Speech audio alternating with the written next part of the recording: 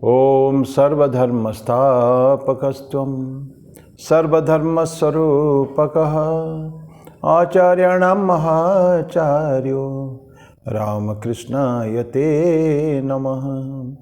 यथाग्निर्दाहिका शक्ति रामकृष्णे स्थिता हेया सर्वविद्यास्वरूपां तां शारदां प्रणमाम्यहम्।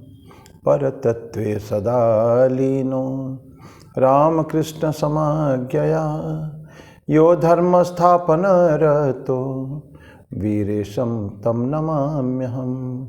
वीरेशं तं नमाम्यहम्। भगवान श्री रामकृष्ण देव जगत जननी माँ शारदा जी और स्वामी जी को प्रणाम अर्पित करता हूँ। मेरे गुरुदेव पूजनीय स्वामी भूतेशानंद जी महाराज जी को मेरा प्रणाम। आज ईसा मसीह का जन्मदिन है, उनको भी मेरा प्रणाम अर्पित करता हूँ और आप सभी को मेरा प्रणाम। एक भजन से शुरू करेंगे। बहुत पहले हम लोग चुटपन में स्कूल में भजन गाते थे। हिंदी भाषा हमारी थी नहीं हम लोग की, लेकिन फिर भी कभी कभी भजन हमको हिंदी टीचर गवाते थे। प्रेम ईश्वर है, ईश्वर प्रेम है। ये सारे धर्म के बारे में थोड़ा थोड़ा इसके ऊपर है इसमें, इसलिए एक गा रहा हूँ मैं। प्रेम ईश्वर है, ईश्वर प्रेम है। प्रेम ईश्वर है, ईश्वर प्रेम है। हर धड़कन में तू ही समाया है, तू ही प्रेम है। हर धड़कन में तू ही समाया है, तू ही प्रेम है। प्रेम ईश्वर है, ईश्वर प्रेम है।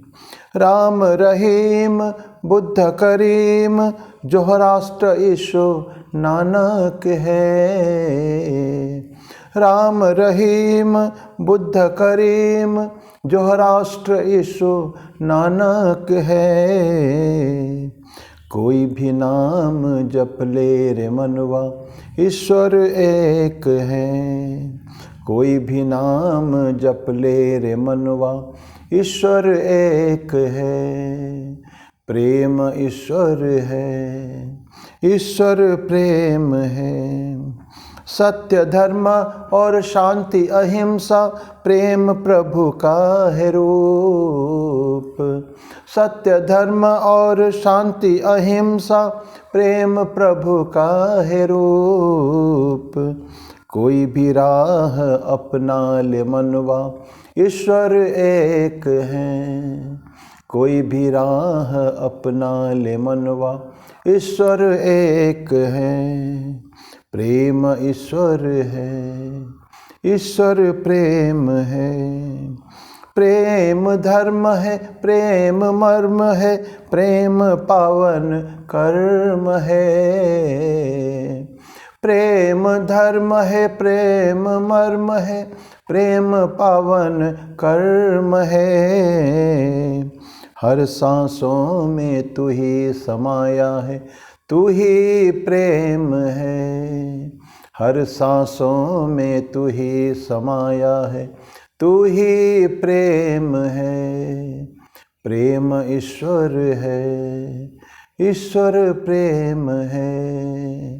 प्रेम ईश्वर है, ईश्वर प्रेम है।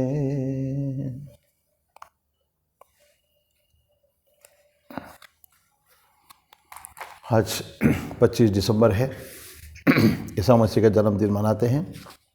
वैसे तो कल रात को उन्होंने 24 तारीख को मिडनाइट में क्रिश्चियन ईव मनाते हैं।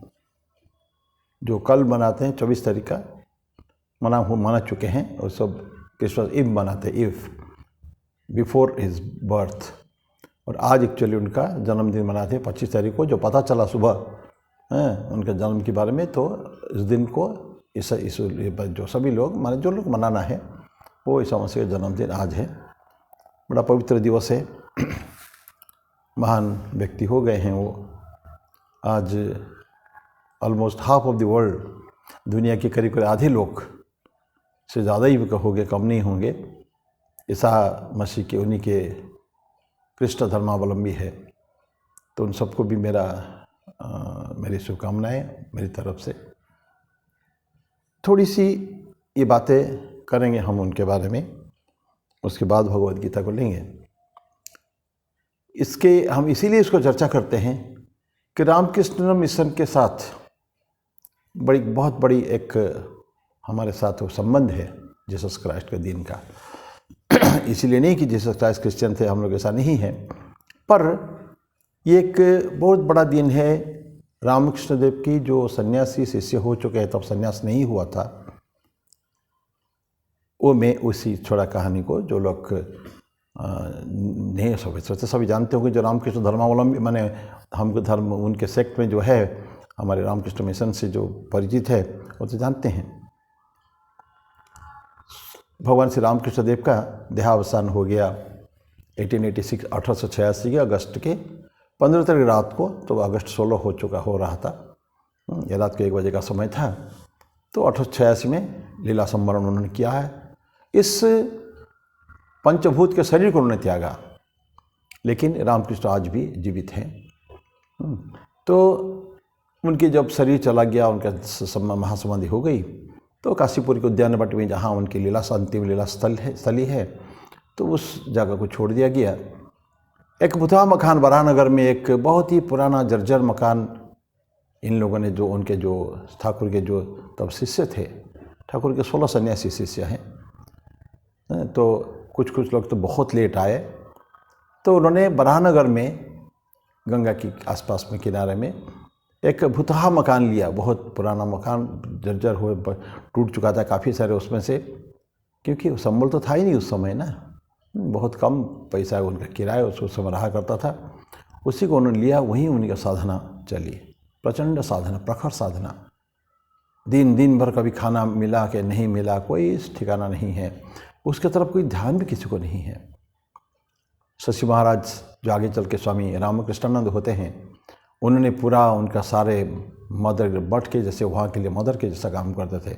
सब रसोई करना, सब खाना पीना रेडी करना, और वहाँ जाके बरानगर के स्कूल में कुछ समय के लिए शिक्षकता भी उन्होंने की है, पढ़ाते भी है ताकि कुछ पैसा मिल जाए, इसके लिए रेडी करते थे। बाकी सब मैंने कभी कीर्तन कर रहे हैं, ध्यान कर रहे हैं लंबे समय तक, आवर्स टुगेदर। सुबह से पर शशि महाराज जाके भोजन रखे हैं और उसको खा ही नहीं रहे, पता चलेगी। फिर आके जोर करके उनको ध्यान भंग करा के शशि महाराज उनको भोजन कराते थे। ये अवस्था थी, और परम आनंद में थे। कोई कदर नहीं, देख भी नहीं रहे कि खाना है क्या ना नहीं। ऐसे अवस्था में ये 1886 के अगस्त सितंबर की बात है। ठाकुर के जो अंतरंग शिष्यों में एक थे बाबूराम महाराज, आगे चल के स्वामी प्रेमानंद होते हैं। वो ठाकुर की बहुत सेवा सब लोगों ने तो की है। तो बाबूराम महाराज के जो मातंगिनी देवी, वो बहुत धर्मप्राणा थी, ठाकुर के अनन्य भक्त थी। उन्होंने मातंगिनी देवी का पूरा परिवार थे। मातंगिनी देवी की या एक बेटी जो बाबूराम महाराज की मतलब बहन, तो उन्होंने बलराम बसु से उनका विवाह हुआ था। उस सूत्र में भी पूरा परिवार उनका ठाकुर से कनेक्टेड थे। अब बहुत स्नेहमयी भी थी, तो उन्होंने सभी बच्चों को बुलाया, तुम लोग आओ बच्चों, कुछ दिन हमारे घर में आके, आंटपुर में उनका घर है, आके कुछ दिन रहो, यही मेरे पास रहो। अब मदर है, बाबूराम का मदर है, तो सभी का मदर तो है ही है। वहाँ जाकर रुके। दिसंबर का महीना था, यही महीना था, और क्या काम, ध्यान भजन वही चलता था। रात को लेट नाइट तक धूनी जला के बाहर, इस ठंडे प्रचंड ठंड में भी वो बाहर ध्यान भजन करते थे, धूनी के चारों तरफ बैठकर। एक दिन की बात है, स्वामी जी ने एकदम खूब हाइट्स में थे उनकी, तो उन्होंने उस दिन ईसा मसीह की जो त्याग, वैराग्य, बलिदान की जो गाथा स्वामी जी ने कही सबके सामने। और पता नहीं था कि उस दिन जीसस क्राइस्ट का 24 दिसंबर है।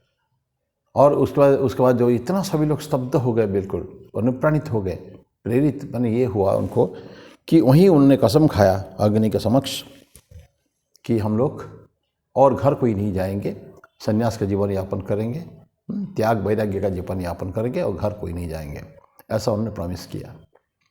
और नेक्स्ट डे में ये पता चला कि ये जिस रात को उन्होंने ऐसा किया था और जीसस क्राइस्ट के बारे में स्वामी जी ने बोला था वो 24 दिसंबर की बात थी। वो 24 दिसंबर की रात को, कल जो रात गुजर गई है उस रात की बात है वो। तो इसलिए इस दिन को फिर उन्होंने आके जनवरी में सब उन्होंने विधिवत संन्यास ग्रहण किया, विरजा होम वगैरह करके।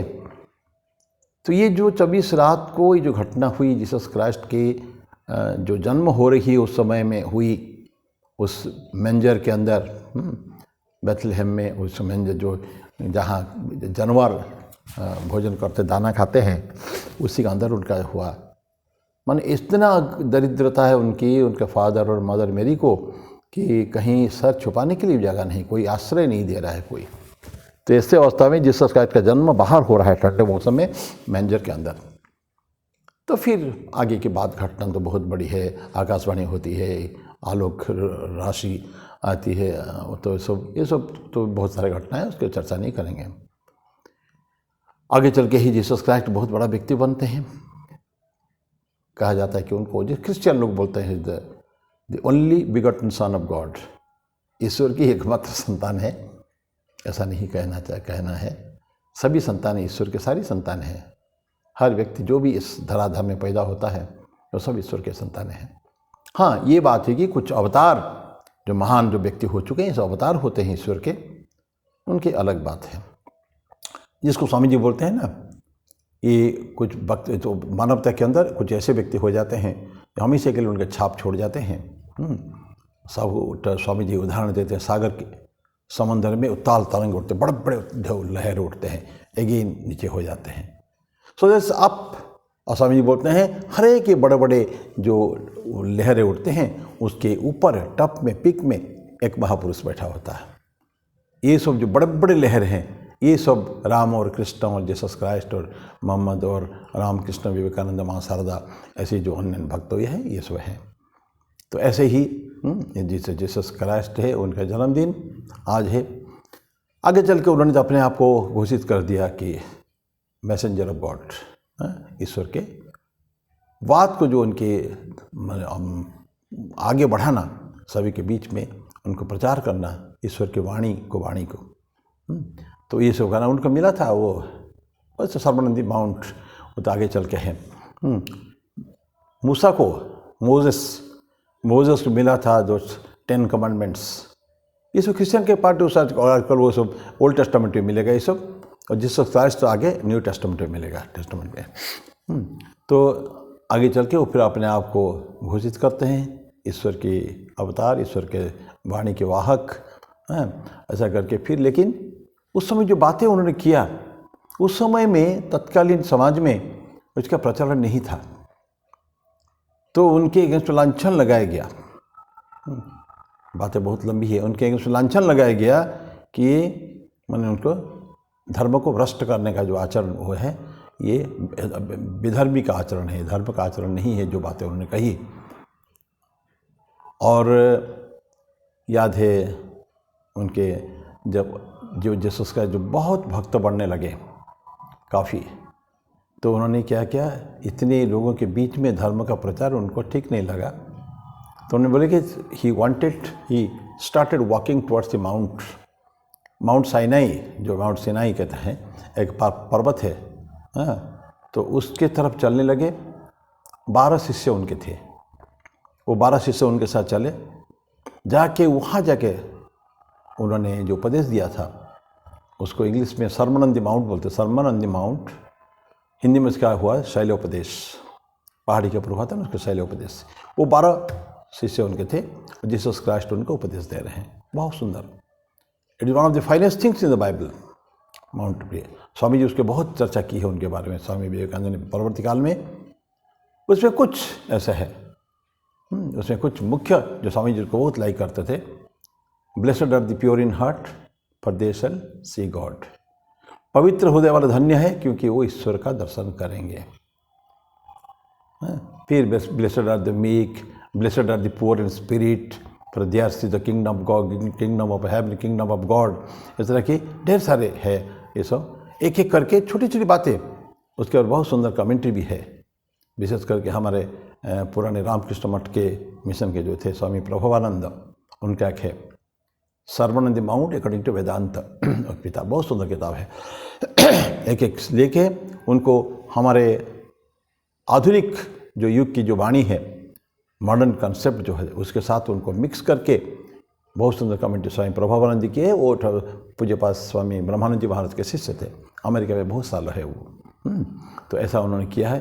तो इस तरह की जो शैलोपदेश जो है सर्मन ऑन द माउंट, काफ़ी सारे छोटे छोटे सूत्र है, छोटे छोटे वाक्य है, और उसके ऊपर बहुत सुंदर कमेंट्री है। तो ऐसा उनके सर्मन ऑन द माउंट। और स्वामी जी तो यहाँ तक बोलते हैं, एक बार उनके लिखे लेख में है, blessed are the pure in heart for they shall see God.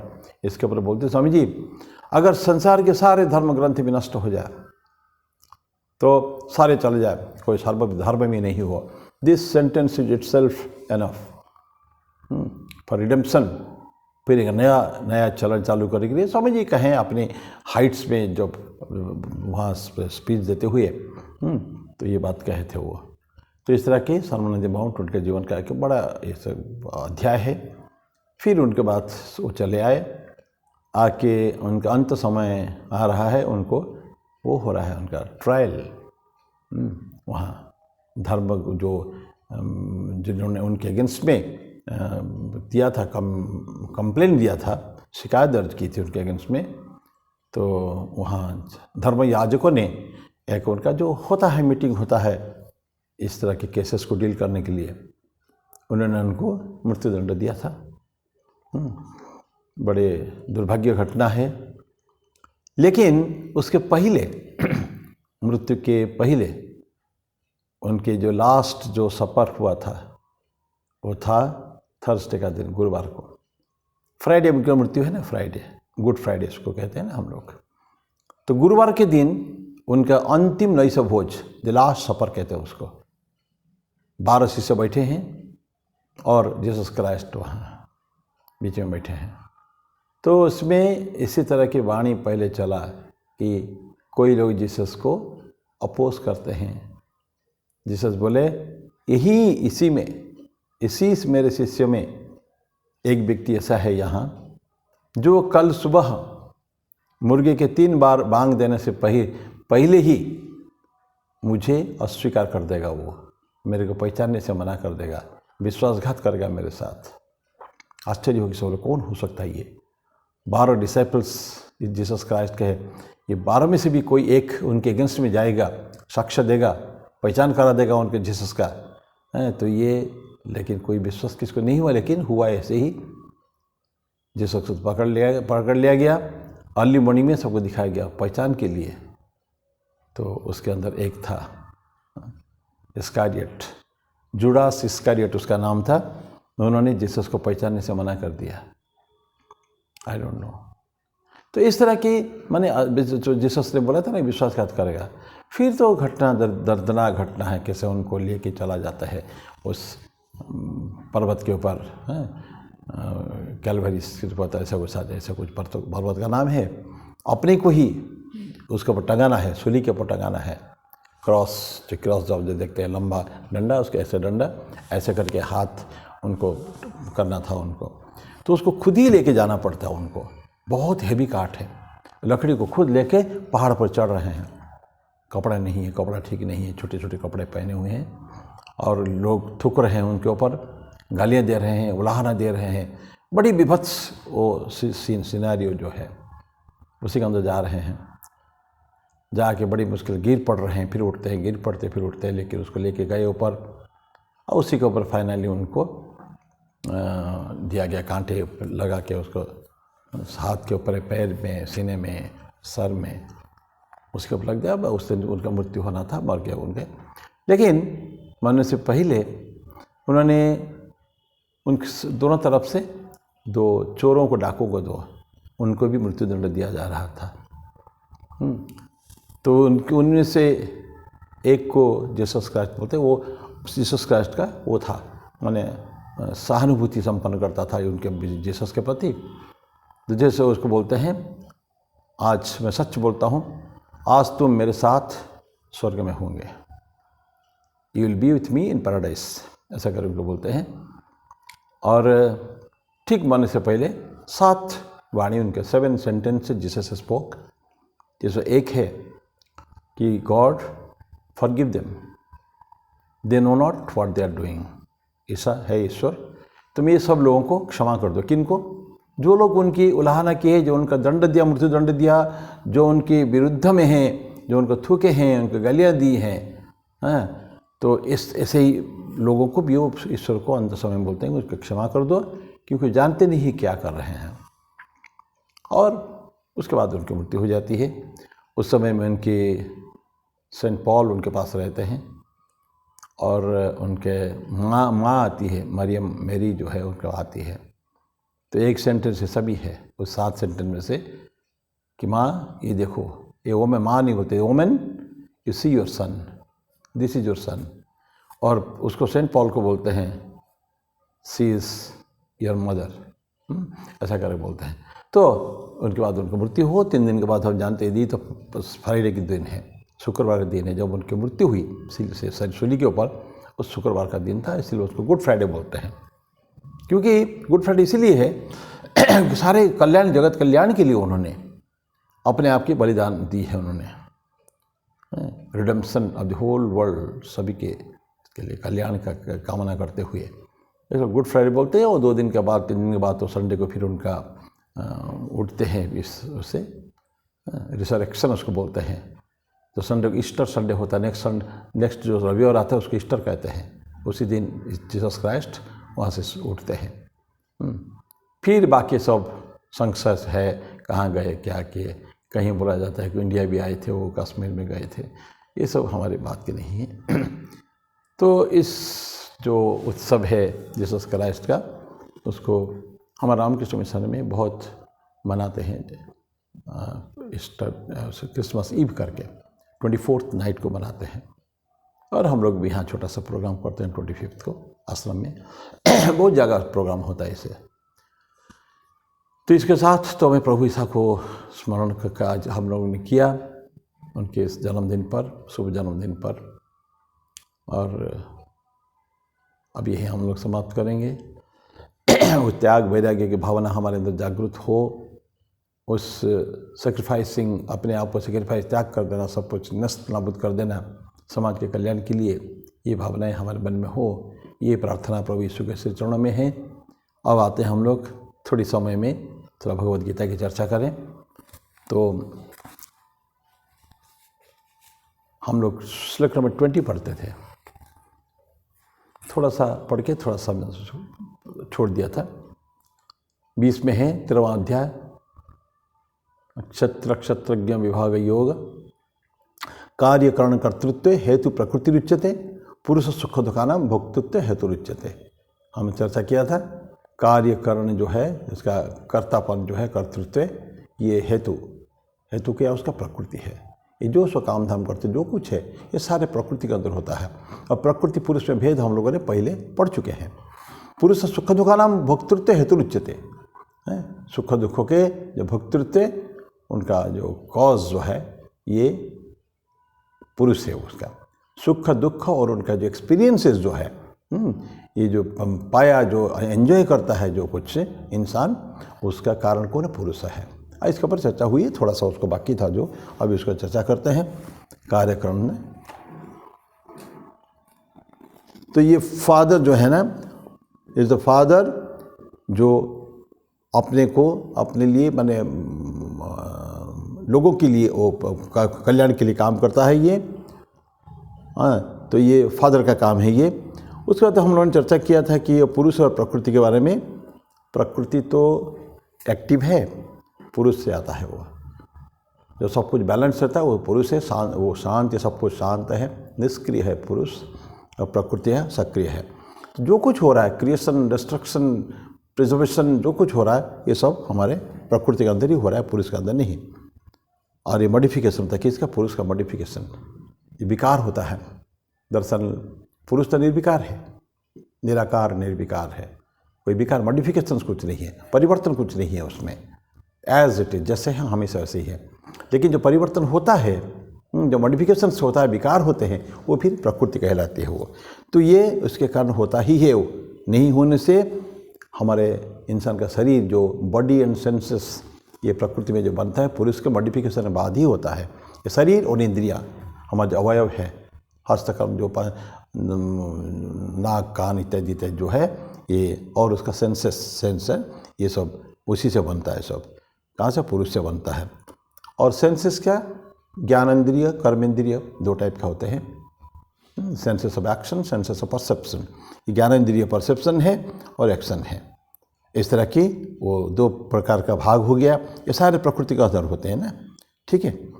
और ये सेंस और ये सब जो कुछ कर्म, क्रिया कर्म सब हमारे प्रकृति के अंदर होते हैं। ये हम ऑलरेडी पढ़े थे। तो उसके बाद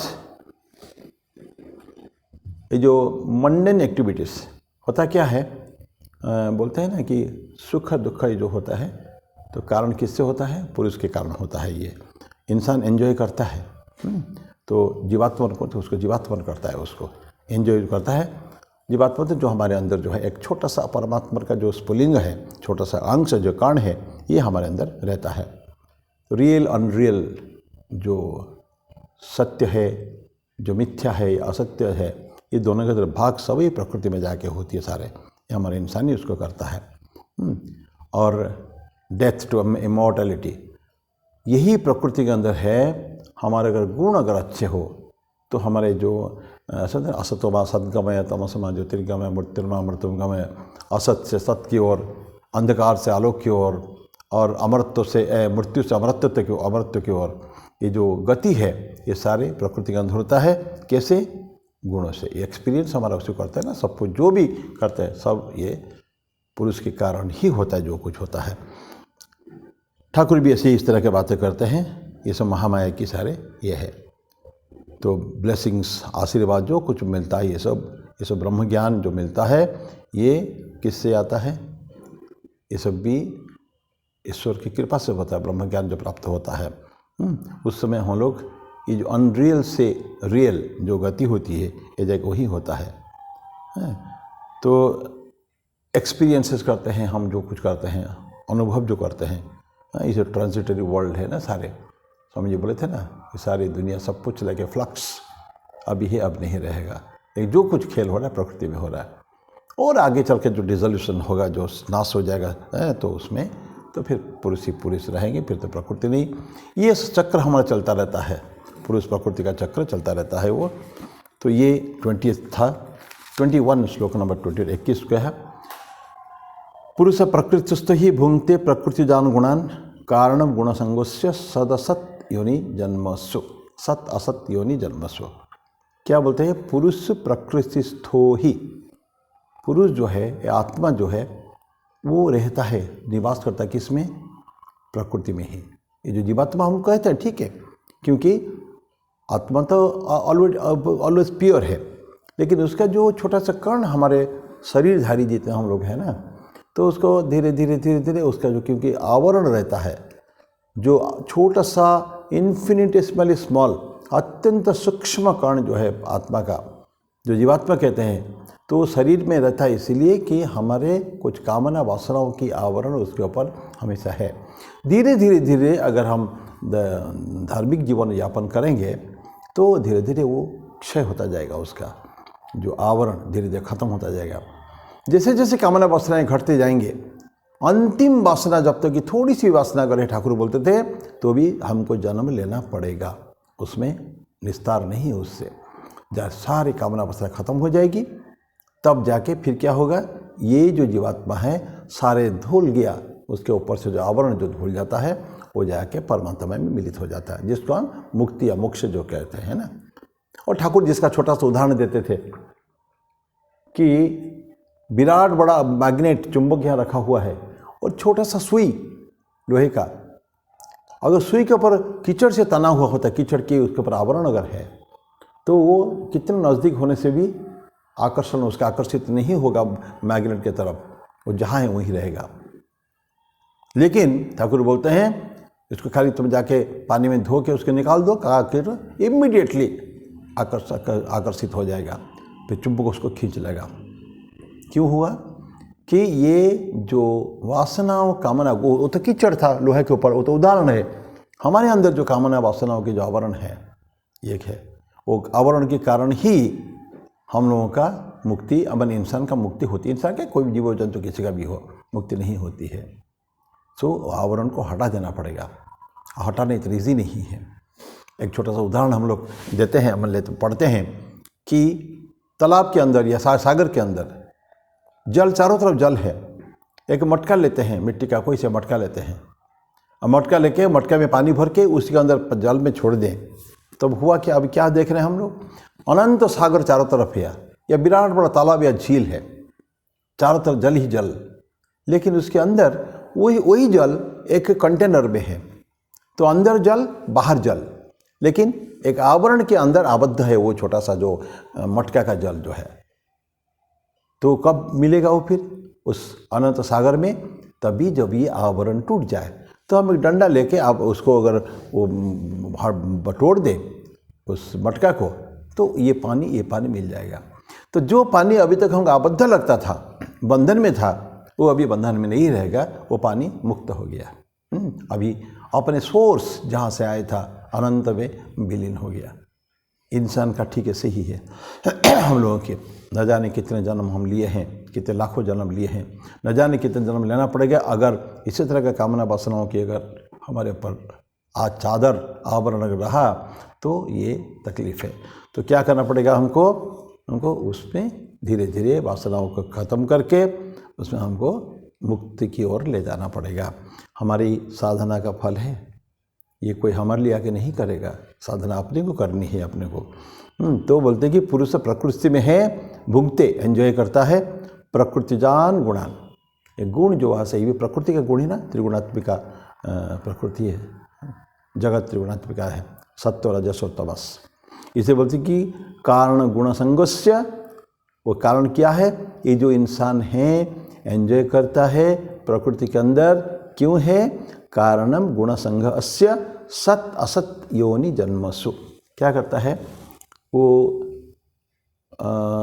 सत जिसका गुणों के कारण, गुणों के प्राधान्य के ऊपर आधारित होकर वो जन्म हमारे या तो अच्छे योनि में होता है या तो फिर बुरे अपवित्र योनि में होता है।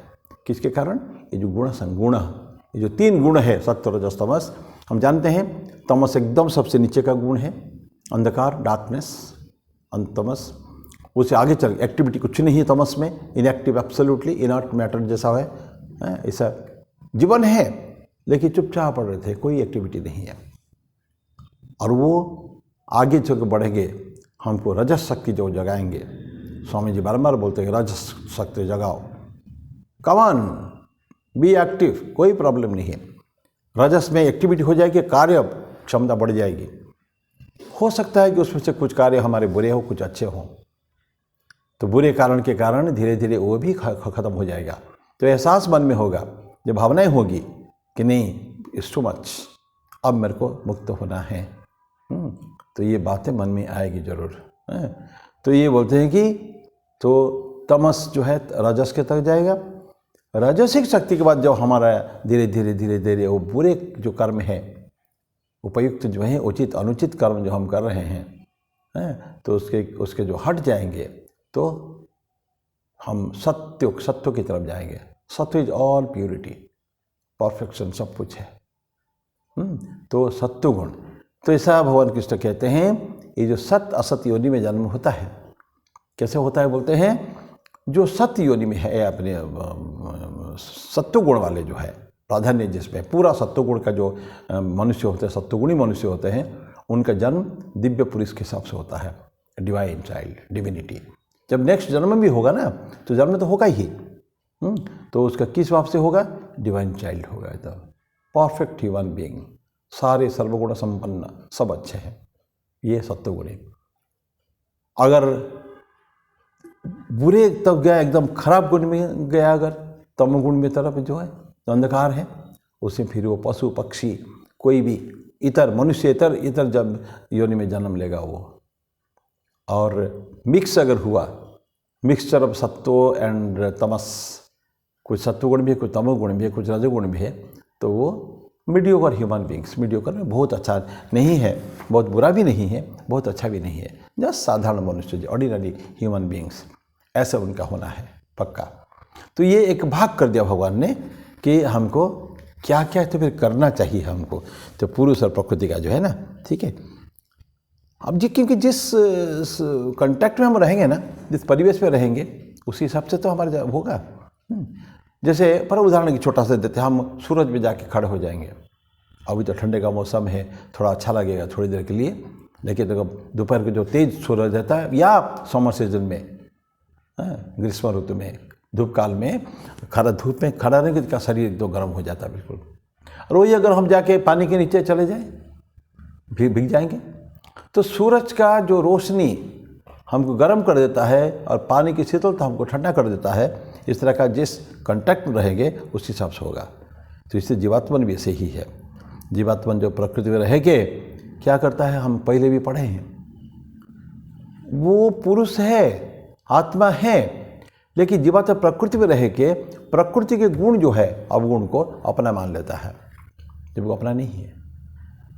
ओरिजिनल इट इज प्योर, है ना। सत्वगुण जो है, सत्वगुणी जो है ईश्वर, जो पुरुष जो है, ब्राह्मण का जो एट्रीब्यूट्स है, एवरीथिंग इज प्योर, निर्विकार निराकार चित्त, शुद्ध बुद्ध मुक्त चैतन्य स्वरूप है वो। जब तो उसको कहाँ से बंधन आएगा, लेकिन क्या करता है, बंधन में पड़ जाता है अपना समझकर।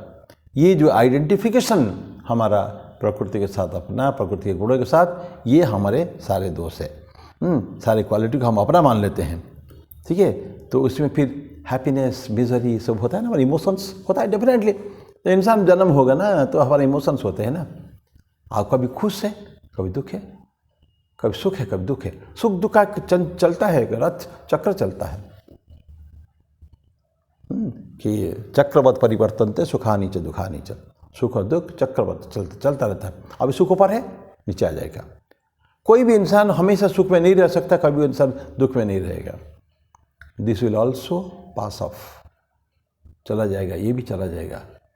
तो ये हमारे को एक आशा की वाणी ऑलवेज है, संत लोग सुनाते हैं, दुख में हो कोई तकलीफ नहीं, ये भी चला जाएगा। आज बहुत आनंद में है, चला जाएगा, ये भी चला जाएगा। So let's be what we are. हमारे अच्छे से जिए, आनंद से संसार जिए। कष्ट आएगा, सुख आएगा, दुख भी आएगा, सब कुछ आएगा। इसको जानते हुए ये सुख दुख हैप्पीनेस ये सब आएगा। देन ऐसा मॉडिफिकेशन माइंड का भी होता है। क्या होता है, कभी कभी डेली मोह हो जाता है, कभी वैराग्य की भावना आ जाती है। मोह मतलब तो बंधन में पड़ जाता है, आवरण ऊपर है, एकदम जबरदस्त आवरण। वो मोह कभी ना कभी भंग होना चाहिए। जब तक मोह भंग नहीं होगा, हम लोग वही रह जाएंगे उसके अंदर। अर्जुन का मोह हुआ था ना, भगवद गीता में क्या हुआ, अर्जुन को मोह हो गया था, प्रचंड मोह। मेरे स्वजन बता दिया ना, मेरे अपने युद्ध करने आया है, स्वजन की बात कर रहा है। लेकिन भगवान कृष्ण की जो वाणी सुना ना उन्होंने, पूरा 18 अध्याय ना, पहले अध्याय तो भगवान कृष्ण कुछ नहीं बोले हैं। जितनी वाणी सुनी हम पढ़ेंगे, उसे आगे भी पढ़ेंगे, कहीं ना कहीं बातें भी हुई है। भगवान कृष्ण को पूछते हैं, गीता में भगवान कृष्ण की अंतिम जो वाणी है वो है कि अर्जुन तुमने जो बोला, कच्चित यथात श्रुतम पार्थ त्वया एकाग्रेण चेतसा कच्चित अज्ञान सम्मोह प्रणष्टस्ते धनंजय। कि अर्जुन तुमने जो मैंने बोला, सुना है तुमने, एकाग्र चित्त होकर सुने हो, ठीक ठीक, और क्या इसके कारण तुम्हारा मोह नष्ट हुआ? कच्चित अज्ञान सम्मोह प्रणष्टस्ते धनंजय, प्रणष्ट नष्ट हो गया, तुम्हारा अंदर नष्ट हुआ। ये प्रश्न पूछ के भगवान कृष्ण की वाणी समाप्त हो जाती है। नेक्स्ट श्लोक में अर्जुन बोलता है, नष्ट मोह स्मृति लब्धा तत्प्रसादात् मयाच्युत स्थितोस्मि गत संदेह करिष्ये वचनम तव। हाँ कृष्ण, मैं सुन के नष्ट, मेरा मोह नष्ट हो गया। स्मृति लब्धा, मैं मेरी स्मृति वापस पा गया, जो थी मैं क्या हूँ मैं भूल गया था। दैट आई हैव रिगेन्ड स्मृति लब्धा। किससे हुआ? तो प्रसादात, तुम्हारी आशीर्वाद से हुआ कृष्ण। और स्थितोस्मि गत संदेह, अभी कोई संदेह भी नहीं, डाउट था ना, अज्ञान समूह भगवान कृष्ण ने बोला था, उसका संदेह था मन में। तो बोलता है कि गत संदेह, शीतोष्ण में I am established now, my doubts are gone now, and finally giving commitment करिष्ये वचनं तव, तुम जो कहोगे हम वही करेंगे। हम गाना गाते हैं ना सबके साथ, जहाँ ले चलोगे वहाँ मैं चलूँगा, उसमें एक है जो तुम कहोगे वही मैं करूँगा। तो ये है भगवान कृष्ण की वाणी अंतिम, ये भगवान कृष्ण की अंतिम उनके एश्योरेंस देते हैं, yes I will do your job. Then you know history, इतिहास है अर्जुन ने कैसा फाइट किया धर्म युद्ध में। तो ये जो हमारे मोह त्याग की भावना ये सब आते हैं, ये हमारे जोड़ के रहते हैं हमारे साथ, एक अटैचमेंट है ये। और ये अटैचमेंट जो है ना, अगर नहीं हमारा डिटैचमेंट अगर नहीं हुआ, वैराग्य के उत्पन्न नहीं हुआ, जो आकर्षण रहा, तो उसमें क्या होता है, हमको हमारा जो cycle of birth and death को आगे बढ़ा देता है। जितना में आकर्षण हमारा रहेगा, जितना हमारा आसक्ति रहेगी, अनासक्त अगर नहीं होंगे तो पुनर्जन्म होना ही है। यही बोलते हैं कि जीवात्मा को बारंबार बारंबार आना पड़ेगा। और मैंने बता दिया हूँ, इन्फीरियर गुणों से भी अगर इंसान पैदा होता है तो एकदम बहुत इन्फीरियर से अगर होगा तो जीव जंतु होता है, कभी पक्षी होता है, नहीं तो मॉडरेट होता है, साधारण मीडियोकर बच्चा पैदा होता है, या तो फिर बहुत डिवाइन चाइल्ड, बिल्कुल ना celestial child, fully developed human being, ऐसा बनता है। तो ये रहा आपका 21वां श्लोक, आज हम यहीं समाप्त करेंगे। तो 22वां श्लोक से अगले बार हम पढ़ेंगे। मैं पुनः ईसा मसीह को मेरा प्रणाम अर्पित करता हूँ। आप सभी को बहुत बहुत शुभकामनाएं, और मैं शांति। ओम शांति शांति शांति। हरि ओम तत्सत। श्री राम कृष्णार्पणमस्तु।